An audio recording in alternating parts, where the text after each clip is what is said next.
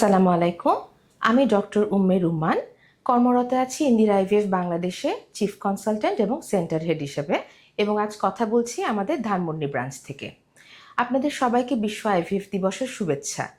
আজ 25শে জুলাই 1978 সালে এই দিনে বিশ্বের সর্বপ্রথম আইভিএফ শিশু লুই ব্রাউনের জন্ম হয়, এবং এই ঐতিহাসিক মুহূর্তের পর থেকে কোটি কোটি পরিবারে প্রাণের আগমন ঘটেছে আইভিএফ এবং ইক্সি পদ্ধতির মাধ্যমে। তাই আজকের দিনটি যেসব পরিবার বন্ধ্যাত্বের কারণ ভুগছে, যাদের শিশু হচ্ছে না, তাদের জন্য একটি অত্যন্ত আশাব্যঞ্জক দিন। আমাদের এবার 2026-এর আইভিএফ ডের থিম হচ্ছে ব্রেকিং ব্যারিয়ার বিল্ডিং ফ্যামিলিজ। এর অর্থ হচ্ছে আমরা বাধাগুলোকে ভেঙে ফেলবো, যা আমাদেরকে বাধা দিচ্ছে আমাদের বন্ধ্যাত্বের সঠিক চিকিৎসা নেওয়ার জন্য, এবং আমরা সঠিক সময়ে আমাদের পরিবার গড়ব। আমাদের সমাজে অনেক কিছু ভুল ধারণা চালু আছে, যেমন বন্ধ্যাত্বের মূল কারণ হয়তো মেয়েদের মধ্যেই থাকে, কিন্তু এটি বাস্তবসম্মত কোনো ধারণা নয়। বন্ধ্যাত্বের কারণ পুরুষ এবং মহিলা দুই কারণেই হতে পারে। এছাড়াও আপনার বিভিন্ন ধরনের স্বাস্থ্যের আরও যে সমস্যা থাকে, আর বন্ধ্যাত্বের যেসব কারণ, সেই কারণগুলোকে আমরা মনে করি যে এটা হয়তো একটা অভিশাপ। বন্ধ্যাত্বটা একটা অভিশাপ, কিন্তু এটা ভুল। বন্ধ্যাত্ব কোনো অভিশাপ নয়, এটি একটি চিকিৎসাযোগ্য স্বাস্থ্য সমস্যা, যা চিকিৎসার মাধ্যমে অনেক ক্ষেত্রেই নির্মূল করা সম্ভব এবং আশাব্যঞ্জক রেজাল্ট পাওয়া সম্ভব। এছাড়াও আসছে আপনার স্বাস্থ্যের ফার্টিলিটি চিকিৎসা পাওয়ার যে সুযোগ সুবিধা, সেগুলোকে মানুষের কাছে বেশি বেশি পৌঁছানো। এই যে এখন বিভিন্ন ফার্টিলিটি ডাক্তাররা আস্তে আস্তে, আমাদের এটা নাম্বার বাড়ছে, আস্তে আস্তে ফার্টিলিটি সেন্টার, বিভিন্ন আইভিএফ সেন্টার বাড়ছে।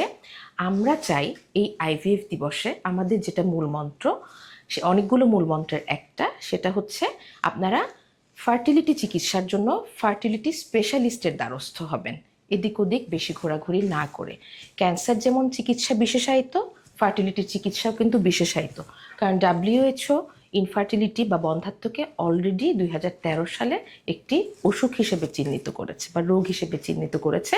সেটার বিশেষায়িত চিকিৎসার প্রয়োজন বিশেষ সেন্টারে। তাতে আপনাদের সময়ও বাঁচবে এবং সঠিক সময়ে রোগ নির্ণয় করে সেটার চিকিৎসা শুরু করতে পারবেন।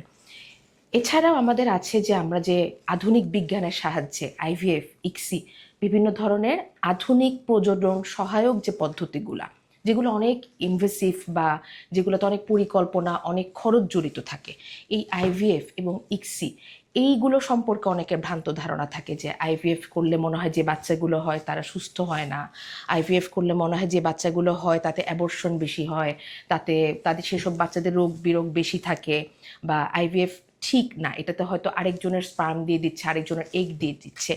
এই ভ্রান্ত ধারণাগুলো থেকে বের হয়ে আসতে হবে।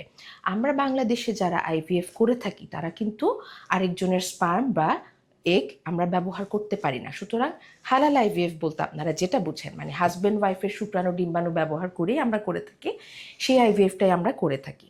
সুতরাং ভ্রান্ত ধারণা বাদ দিয়ে আপনারা আপনাদের যে সমস্যাটাতে আইভিএফ বা ইক্সি যে সুবিধাটা আপনারা পাবেন, আমরা চাই আপনারা সময় মতো সঠিক সিদ্ধান্ত নিয়ে এই ডিসিশনটা নিতে পারেন এবং সময় মতো বাবা মা হতে পারেন।